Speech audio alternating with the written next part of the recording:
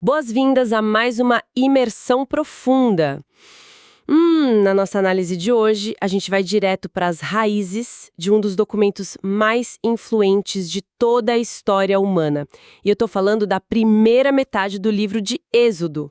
Do capítulo 1 até o início do 35 para ser exato. E já adianto para quem nos ouve que a ideia aqui não é fazer aquele resumo clássico de escola dominical. Longe disso. Nossa, com certeza não. A fonte que a gente tem em mãos é um documento super rico que mistura história, mistura leis e, todos os desafios absurdos da formação de uma nação. Nossa missão hoje é desconstruir essa narrativa. Sabe, esquecer um pouco aquela imagem dos filmes com grandes efeitos especiais? A gente quer explorar a anatomia de uma revolução. Entender a transformação sociopolítica de uma população inteira, saindo de gerações de escravidão. E também o peso psicológico da liderança nisso tudo, né? Exato. O peso esmagador sobre os líderes e como, no meio do caos absoluto de um deserto, uma sociedade tenta organizar o seu código legal praticamente do zero. Ok, vamos desvendar isso e eu acho que o melhor lugar para começar é justamente onde o cenário político entra em colapso total, lá no Egito. Onde tudo começa a dar errado para os israelitas. Isso. A gente conhece a história básica, mas o que realmente chama atenção no início desse relato é que não começamos com um grande milagre caindo do céu. A gente começa com uma crise de imigração e demografia. Uma crise puramente política. Exato. Os israelitas se multiplicaram tanto, mas tanto, que o novo faraó simplesmente entra em pânico. Ele olha para aquela minoria e vê uma ameaça direta à segurança nacional. É o clássico manual do autoritarismo, né?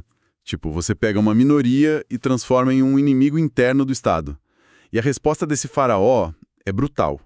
Ele baixa um decreto ordenando o extermínio de todos os meninos hebreus recém-nascidos. Um genocídio sancionado pelo Estado. Sim, mas é exatamente nesse cenário de opressão máxima que a gente vê um dos primeiros e mais fascinantes atos de desobediência civil já documentados. Duas parteiras, a Sifrá e a Puá, elas simplesmente se recusam a cumprir a ordem do homem mais poderoso do mundo. Porque elas temem a Deus e não ao faraó. E olha só que detalhe brilhante do texto. A narrativa faz questão de imortalizar o nome dessas duas mulheres da classe trabalhadora, a Sifrá e a Puá, enquanto o todo-poderoso faraó permanece completamente anônimo na história. É uma inversão de poder incrível quando você para pensar. O império é apagado e as trabalhadoras são lembradas. Total.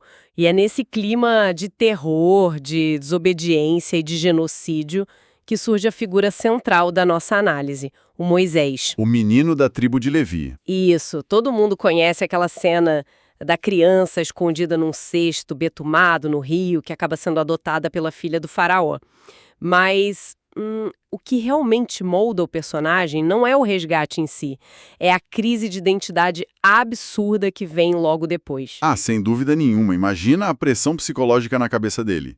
Ele é biologicamente parte do povo oprimido, mas ele foi criado nos corredores do poder que oprime esse mesmo povo. Ele não pertence a lugar nenhum, no fim das contas. Exatamente. Ele vive num limbo. E quando ele chega à idade adulta, essa tensão explode. Ele vê um egípcio espancando um hebreu, acaba matando o egípcio e precisa fugir para salvar a própria vida. Ele joga fora todo aquele status de príncipe num piscar de olhos. Sim, e vai parar na terra de Midian. Ele é reduzido a um simples pastor de ovelhas, trabalhando para o sogro dele, o Jetro. Ele se casa com a Zípora e passa décadas no exílio. Ele é essencialmente desconstruído pelo deserto, sabe? Até não sobrar absolutamente nada daquele ego aristocrático que ele tinha no Egito. E é exatamente nesse ponto, quando ele está no momento mais distante possível de qualquer ambição política, lá apacentando o rebanho no Monte Horebe, que a narrativa traz o chamado. Aquele encontro icônico da sarça ardente. A planta que pega fogo, mas não se consome. Essa mesma. O chamado acontece ali. E quando Moisés pergunta para Deus quem está falando, quem ele deve dizer que o enviou quando chegar lá no Egito, a resposta é de uma profundidade filosófica assustadora. Deus diz: eu sou o que sou. Essa autoridade invisível, a missão entregue nas mãos dele. Voltar para o Egito e enfrentar o império. Mas aí entra uma dinâmica de liderança que a gente raramente vê sendo discutida por aí. Moisés não é aquele herói clássico de queixo erguido, aceitando o destino de peito aberto, muito pelo contrário. Ele recusa o trabalho, várias vezes. Ele tem uma verdadeira crise de síndrome do impostor ali na frente da sarça. Ele argumenta que ninguém vai acreditar nele. E o mais interessante para mim é que ele diz que não tem capacidade técnica para o cargo. A famosa desculpa de que ele não sabe falar direito. Exato, ele alega ser pesado de boca e pesado de língua, que não tem eloquência nenhuma para discursar na frente do faraó. Sabe, ele tenta fugir dessa responsabilidade de todas as formas possíveis. A narrativa chega a descrever uma irritação, uma indignação divina diante de tantas desculpas que ele dá. E a solução encontrada ali é de um pragmatismo puro. Como ele não quer falar, Deus manda o irmão dele. Isso. Já que Moisés não consegue ou não quer falar em público, o irmão dele, Arão, que tem facilidade com as palavras, vai ser o porta-voz. Isso nos dá uma lição muito clara sobre governança logo de cara. A verdadeira liderança, muitas vezes, é um fardo colocado sobre os ombros de quem não a deseja de jeito nenhum. E exige colaboração desde o dia 1. Moisés simplesmente não conseguiria dar o primeiro passo sem o Arão do lado dele. Sozinho ele não ia a lugar nenhum, e que fardo gigantesco eles assumem, né? Nossa, gigantesco. Porque eles voltam direto para o olho do furacão. Eles chegam lá, diante do faraó, com uma exigência super clara. Deixa o povo ir ao deserto para celebrar e sacrificar. E a resposta do faraó é uma retaliação econômica clássica e impiedosa. Ele não só diz um sonoro não, como aumenta as cotas de produção na mesma hora. Os escravos agora têm que fabricar a mesma quantidade absurda de tijolos, mas precisam se virar para encontrar a própria palha. A palha não é mais fornecida pelo Estado. A tensão chega ao limite absoluto no país, e é aí que começam os famosos sinais e as pragas. A escalada de tensão, com a vara virando serpente, a água do rio Nilo se transformando em sangue. O que é fascinante aqui é entender a real natureza dessas pragas. A gente não pode olhar para isso apenas como um show de mágica ou efeitos especiais. O que está acontecendo, lendo a fundo, é uma guerra psicológica e um desmantelamento sistemático de toda a economia e infraestrutura egípcia. É destruição em massa. Rãs, piolhos, moscas, a pestilência que dizima o gado deles. Úlceras nas pessoas, uma chuva de pedras assustadora, a saraiva, que destrói as plantações, depois os gafanhotos consumindo o pouco que sobrou e, finalmente, 3 dias de trevas absolutas. Cada golpe desses atinge uma base fundamental do poder e da religião do faraó. E chega num ponto em que a destruição afeta única e exclusivamente os egípcios, poupando totalmente a terra de Gósen, que é a região onde os israelitas habitam. Fica uma linha divisória muito clara. Mas espera, tem algo nesse embate que sempre causa um certo desconforto quando a gente analisa o texto a fundo. Em vários momentos a gente vê o faraó sendo teimoso, endurecendo seu próprio coração. Mas a narrativa também afirma de forma bem categórica que o próprio Deus endureceu o coração do faraó em certos momentos. Sim, para prolongar o confronto e multiplicar os sinais. Exato. Mas isso não levanta uma contradição imensa sobre a agência e o livre-arbítrio do líder egípcio? Porque se a vontade dele é suspensa por Deus, a punição contínua não parece meio que um jogo de cartas marcadas? Olha, essa é uma das questões filosóficas mais pesadas de toda a narrativa do Êxodo. O relato está operando em 2 camadas simultaneamente. Por um lado, mostra um tirano cuja arrogância natural cega completamente. Ele se recusa a ceder mesmo quando a economia está em ruínas e os seus próprios conselheiros admitem a derrota. Os magos chegam a dizer para ele, isso é o dedo de Deus. E ele ignora. Ignora totalmente. Agora, por outro lado, a narrativa usa essa ideia do coração endurecido de propósito para provar um ponto teológico central. Nem mesmo a teimosia do império mais poderoso da Terra escapa do controle de uma força superior. O faraó acha que é um Deus intocável e que está no comando absoluto. Mas ele é só mais uma peça no tabuleiro. E essa recusa constante, esse ego inflado, leva ao momento mais sombrio e definidor de toda a libertação, a 10ª praga e a instituição da Páscoa. A morte dos primogênitos. E a preparação para a Páscoa é tratada no texto com um rigor impressionante. Sabe, não é simplesmente fazer as malas correndo e fugir no meio da noite em silêncio. Há toda uma instituição de um ritual complexo. Regras estritas que eles precisavam seguir à risca. Sim, cada família precisava pegar um cordeiro sem mácula, sem defeito, assar no fogo inteiro e usar o sangue desse cordeiro para marcar as ombreiras e a verga das portas das casas. E esse sangue seria o sinal visual de proteção contra o anjo destruidor. Isso, a casa marcada seria poupada. E a refeição lá dentro incluía pães ázimos, que é o pão feito sem fermento, justamente porque não ia dar tempo para a massa crescer. E eles precisavam comer às pressas, já vestidos para a viagem, com o cajado na mão e as sandálias nos pés. Tudo cronometrado. Mas eu fico pensando por que exigir um protocolo tão meticuloso, um ritual de jantar tão específico, no meio de uma crise de segurança nacional onde eles precisavam fugir pela própria vida. Porque libertar as pessoas fisicamente do Egito é apenas a primeira parte do processo. A Páscoa é, na sua essência, a fundação do sistema educacional e da memória coletiva dessa nova nação. Eles estavam criando um feriado de independência antes mesmo de ficarem independentes. Perfeito.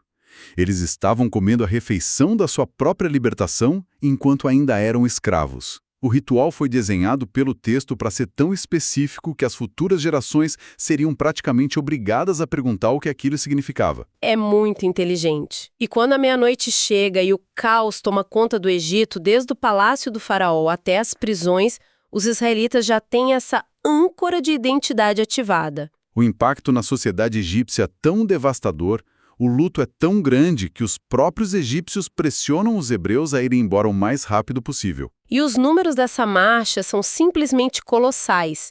Depois de 430 anos no Egito, eles partem. A gente está falando de cerca de 600 mil homens a pé. Isso sem contar as mulheres, as crianças e o que o texto chama de uma muita mistura de gente. Que provavelmente eram outros escravos de povos totalmente diferentes que aproveitaram o vácuo de poder e o caos para escapar junto com Israel. E o mais surpreendente dessa saída, eles não saem de mãos vazias correndo.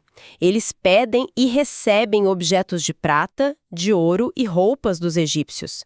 É como se fosse uma reparação histórica imediata, cobrada ali na hora, após gerações de trabalho não remunerado. Eles limpam o Egito, como o texto diz, e saem como uma nação em movimento, carregando até os ossos de José, cumprindo uma promessa antiga. Sim, levando a própria história junto. Mas a euforia da liberdade geográfica é muito traiçoeira, né? Muito. Porque o verdadeiro desafio, e a gente vai ver isso repetidas vezes, não era tirar Israel do Egito. Era tirar o Egito de dentro de Israel. E as primeiras semanas caminhando no deserto expõem essa ferida de uma forma bem cruel. A transição de mentalidade é muito brutal para eles. Eles vivenciam aquele ápice cinematográfico e monumental da travessia do Mar Vermelho, o vento oriental dividindo as águas, o exército do faraó afogado atrás deles. Eles chegam a cantar músicas de vitória na praia. O pico da moral da nação. Mas a moral despenca, porque 3 dias depois, marchando no calor do deserto, a água simplesmente acaba. Eles encontram água num lugar chamado Mara, mas as águas são amargas. Imediatamente o pânico se instala. A água é adoçada por um milagre, mas logo em seguida vem o quê? A crise de fome. E a reação da população é de um pessimismo chocante para quem acabou de ver o mar se abrir. Eles começam a murmurar e a chorar, lembrando com saudade das, entre aspas, panelas de carne do Egito. Chegam a dizer para Moisés e Arão que preferiam ter morrido lá nas mãos de Deus, de barriga cheia, do que passar fome na liberdade do deserto. Se conectarmos isso a um contexto maior, a gente percebe que a narrativa está fazendo um diagnóstico bem preciso da psicologia do trauma. Uma população inteira que viveu séculos condicionada à sobrevivência básica, recebendo rações em troca de trabalho escravo, não sabe lidar com a incerteza de ser livre. A liberdade dá muito medo. Demais.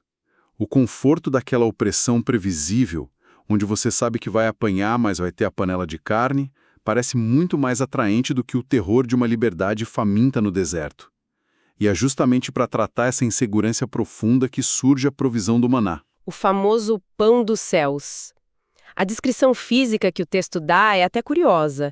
Diz que parecia semente de coentro branquinha, com sabor de bolo de mel. Mas o que realmente me prende nessa parte não é o milagre do alimento caindo, e sim as regras de logística e de consumo atreladas a ele. As regras são o ponto central do maná. Cada pessoa tinha direito a colher exatamente 1 homer por cabeça, que era a medida da ração diária.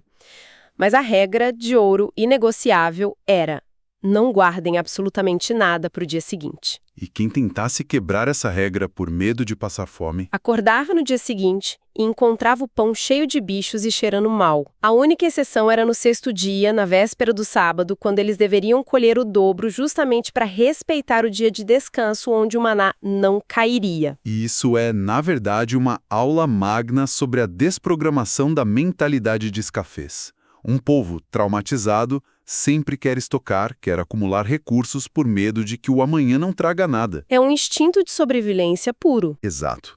Mas o sistema do maná força uma disciplina diária de confiança e de recondicionamento psicológico.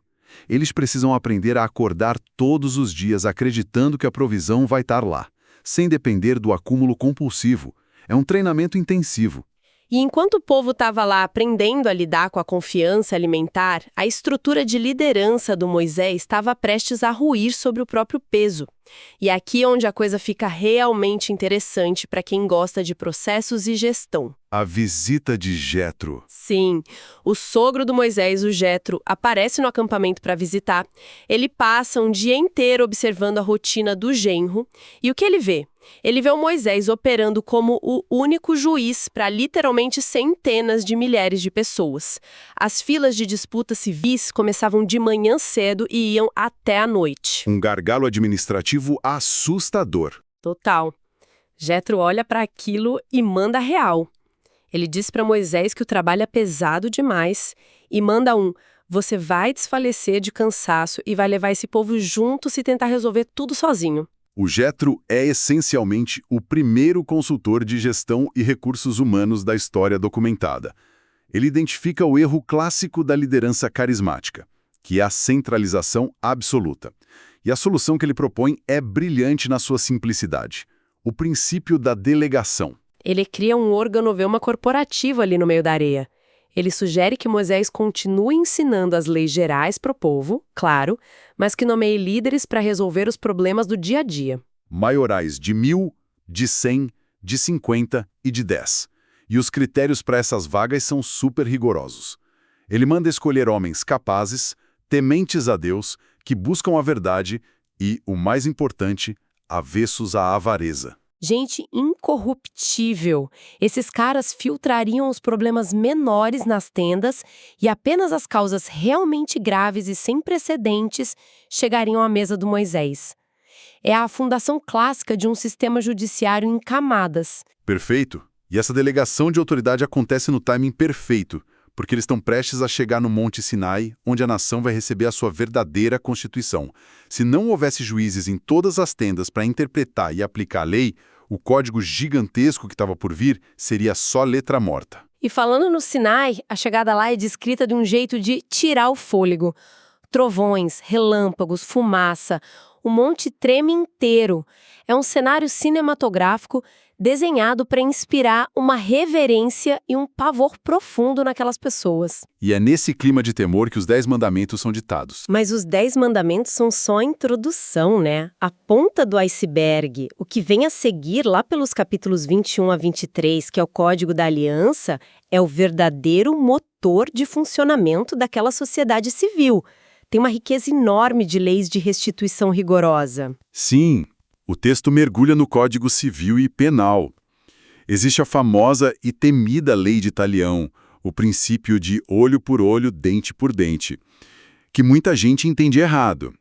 Na verdade, aquilo era uma ferramenta legal moderna, para a época, para limitar a vingança. Garantia que a punição fosse proporcional ao crime e não uma retaliação infinita. Faz todo sentido. Mas a gente precisa olhar também para a espinha dorsal de justiça social que esse documento revela. Para uma sociedade do mundo antigo, as proteções aos mais vulneráveis são incrivelmente radicais. Sim, a preocupação com quem está à margem é constante. Eu fiquei lendo e achei muito impactante. A narrativa dedica um bom tempo para proibir a opressão aos imigrantes e estrangeiros. E ela usa o argumento empático supremo. Não oprimam um estrangeiro porque vocês sabem muito bem como é ser estrangeiro lá no Egito. Além de proibir a cobrança de usura de juros do pobre, E a defesa irrestrita das viúvas e dos órfãos, com ameaças severas de punição divina para quem os afligisse. Mas, talvez, a medida socioeconômica mais chocante seja o conceito do ano sabático para a terra agrícola. o descanso no 7º ano. Como funcionava isso na prática? A lei determinava que a terra deveria ser cultivada normalmente por 6 anos. Mas no 7º ano, ela tinha que descansar, ficar de pousio. E o detalhe é, ninguém era dono da colheita naquele ano específico. Tudo que crescesse naturalmente no campo ficaria disponível de graça para os pobres e vulneráveis da sociedade poderem comer. E o que ainda sobrasse seria para os animais do campo. É um mecanismo antiquíssimo de redistribuição de recursos e quebra de monopólios que muita discussão econômica moderna ainda tem dificuldade de processar. É uma rede de segurança social cravada direto no código de leis fundacional deles. Exatamente. É fascinante ver como a espiritualidade e o culto a Deus estavam totalmente amarrados à responsabilidade social e civil com o próximo. E para coroar toda essa nova ordem social, a narrativa entra na fase da arquitetura sagrada. Moisés passa 40 dias lá no topo do Monte Sinai, recebendo as plantas, os detalhes arquitetônicos para a construção do tabernáculo, que seria o templo portátil deles no deserto. E a quantidade de detalhes é minuciosa. Para muita gente, lendo hoje, pode parecer até exaustivo. São capítulos e capítulos de medidas e materiais. Tem especificações milimétricas sobre a Arca do Testemunho com seus querubins, o propiciatório de ouro puro, o candelabro, a mesa dos pães, até as cortinas de linho fino trançado e as cores exatas dos fios são ditadas. Sem esquecer as vestes sacerdotais do Arão. Sim, o éfode, o peitoral do juízo, contendo 12 pedras preciosas representando as tribos, e o urim e o tumim guardados lá dentro. Mas me diz uma coisa, por que colocar tanto foco, tanta energia em marcenaria, costura e orivesaria bem no meio de uma narrativa de sobrevivência num ambiente hostil? Porque a sobrevivência de um povo recém-formado e traumatizado exige muito mais do que apenas leis punitivas. Exige um senso de identidade visual e um centro gravitacional. O tabernáculo era, antes de tudo, um projeto unificador. Uma obra coletiva. Isso. Ele transformava uma multidão desorganizada de ex-escravos em uma comunidade de construtores com um propósito. O texto até destaca artesãos chamados pelo nome, como o Bezalel e o Aholiabe, dizendo que eles foram preenchidos pelo Espírito de Deus com sabedoria, inteligência e conhecimento para trabalhar com ouro, pedras e madeira. A narrativa eleva o trabalho manual e o talento artístico ao mesmo patamar de importância da liderança política e religiosa. Eles precisavam construir algo belo juntos para sentirem que eram de fato uma nação consolidada. Então, o que tudo isso significa quando essa estrutura teórica e linda é colocada à prova pela primeira vez na prática? Porque a ironia dessa história é quase dolorosa. Enquanto Moisés está lá no alto do monte, imerso por quase 40 dias, recebendo o ápice do conhecimento arquitetônico e legal, o que está acontecendo lá no acampamento, na base da montanha? O caos absoluto se instaura. A ansiedade engole todo mundo. É aqui que a fragilidade humana é exposta de uma maneira brutal, né? O povo impaciente entra em desespero por causa do sumiço do líder, eles vão até o Arão, cercam ele e exigem uma solução imediata. Eles dizem algo tipo, levanta, faz pra gente deuses que vão adiante de nós, porque esse Moisés a gente não faz ideia do que aconteceu com ele. É a dependência psicológica total de ter garantias materiais, coisas visíveis que eles possam tocar e seguir. E o pior de tudo nessa cena não é nem o desespero do povo. É que o Arão, O grande porta-voz, o líder substituto de confiança, falha miseravelmente em manter a ordem.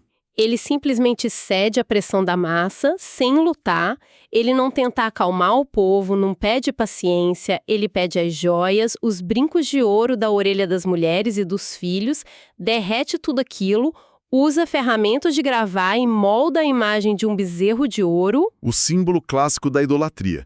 E o povo começa a celebrar imediatamente. Eles olham para a estátua e dizem que aquele objeto de metal feito no dia anterior são os deuses que tiraram eles do Egito. Eles constroem altares, oferecem sacrifícios, sentam para comer e beber e levantam para se divertir. Eles rompem completamente, em questão de dias, a aliança e os acordos que tinham acabado de jurar manter com Deus. E essa quebra de lealdade gera, obviamente, uma crise cósmica lá no topo do monte. A narrativa mostra Deus descrevendo a situação para Moisés quase com desdém, dizendo: vai, desce, porque o teu povo que tu tirasse do Egito se corrompeu. O pronome muda, né? Deus meio que joga a responsabilidade para Moisés. E há uma ameaça real de aniquilar toda aquela geração ali mesmo e fazer de Moisés uma nova e grande nação. Grande mediador. Ele rejeita a oferta de glória pessoal, ele se recusa a ser o novo patriarca exclusivo e se coloca na linha de frente para defender a nação amotinada.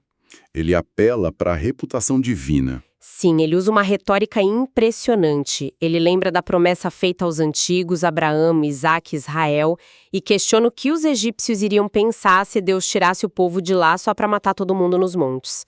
E Deus concorda em não destruir a nação inteira naquele momento. A diplomacia funciona lá em cima. Mas quando Moisés desce... Quando ele desce a montanha com as 2 tábuas do testemunho nas mãos, escritas pelo dedo de Deus, e vê de perto o bezerro e as danças, a paciência diplomática acaba na hora. A fúria dele explode. Pedra é literalmente destruído na frente deles. E a reação dele não para por aí. Ele adota uma medida radical e humilhante. Ele pega o bezerro de ouro, queima no fogo, moe até virar pó, joga esse pó na água e força os israelitas rebeldes a beberem a própria idolatria. É um castigo físico e simbólico ao mesmo tempo. E depois disso, vem o expurgo. Moisés fica na porta do arraial e convoca quem é do Senhor. Os filhos da tribo de Levi se juntam a ele e a ordem é passar a espada. Cerca de 3.000 homens morrem naquele dia pelas mãos dos próprios irmãos. É um acerto de conta sombrio pesadíssimo. Sublinham o quão instável e perigosa aquela multidão tinha se tornado. Mas a sequência que vem logo depois disso revela o sacrifício definitivo da liderança. Moisés volta a subir para interceder, assumindo a culpa coletiva. Sim, ele diz para Deus: agora, pois, perdoa o pecado deles. Se não, risca-me do teu livro que escreveste. Ele está disposto a ter a sua própria existência apagada, o seu legado destruído, se aquela nação não puder ser salva e perdoada. É um contraste gigantesco com a covardia política que o Arão demonstrou dias antes. E essa intercessão desesperada funciona? A aliança precisa ser reconstruída literalmente das cinzas. Deus diz que quem pecou vai ser responsabilizado, mas poupa a nação. Moisés é instruído a lavrar 2 novas tábuas de pedra do zero e sobe o Sinai mais uma vez. Ele jejua mais 40 dias e 40 noites isolado. Os mandamentos são renovados. E a lei do sábado é reforçada com pena de morte, para garantir que a ordem social e espiritual não desmorone de novo. Mas quando ele desce pela 2ª vez carregando as novas tábuas, acontece um fenômeno físico impressionante. A pele do rosto do Moisés resplandecia, brilhava intensamente por causa da proximidade prolongada com o ambiente divino. O brilho era tão ofuscante, tão perturbador para o Arão e para as pessoas comuns que Moisés precisa colocar um véu sobre o rosto para conseguir conversar com o povo. Essa imagem do véu e do rosto brilhante encerra esse nosso arco de forma magistral. Mostra que o contato contínuo com o verdadeiro propósito e com a responsabilidade extrema da liderança altera o indivíduo de uma forma irreversível. A liderança do Moisés ali não é mais só uma questão de ocupar um cargo político ou delegar tarefas. O peso dessa vocação está gravado na biografia dele, no próprio corpo dele, marcando o esforço hercúleo de conduzir aquelas pessoas através do desconhecido. O que nos traz, de forma bem natural, para o fechamento dessa nossa imersão incrivelmente densa de hoje. Para quem acompanhou a gente nessa análise até aqui, fica muito evidente que as páginas de Êxodo não são um mero diário de viagem relatando uma fuga geográfica do ponto A para o ponto B. Não mesmo. É muito mais profundo que isso. É um tratado sobre a dor do crescimento social. O texto lida de frente com a pressão enlouquecedora de gerenciar grandes grupos de pessoas, com o desafio contínuo de tentar implementar um sistema de justiça em um mundo que é inerentemente cruel e, acima de tudo, mostra o esforço quase impossível de tentar domar as inconstâncias da mente humana. Isso levanta uma questão importante, uma reflexão dura para nossa audiência. Porque a gente tem a tendência de julgar os personagens.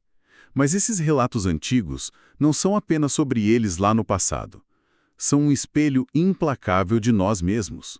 Hoje, a geração experimente milagres tão impossíveis como testemunhar o próprio mar se rasgando ao meio para eles passarem. E depois receber diariamente um pão misterioso caindo do nada para saciar a fome, ser guiada de noite por uma colossal coluna de fogo e ainda assim, em questão de poucas semanas, sem a presença física do líder principal, toda essa experiência transcendental seja apagada. Completamente apagada pelo pânico coletivo, a ponto de derreterem joias para construir um animal de metal para adorar. É um esquecimento muito rápido. Sim, e o que esse relato milenar joga na nossa cara é a extrema fragilidade da nossa própria memória. Ele questiona essa nossa necessidade humana, persistente e quase infantil de exigir certezas visíveis e imediatas sempre que a vida nos empurra para o escuro do desconhecido. Quando o líder some e a nuvem não se move, a gente também não corre para construir os nossos próprios bezerros de ouro para ter uma falsa sensação de controle. Fica a provocação para quem nos ouve refletir. Até a nossa próxima exploração.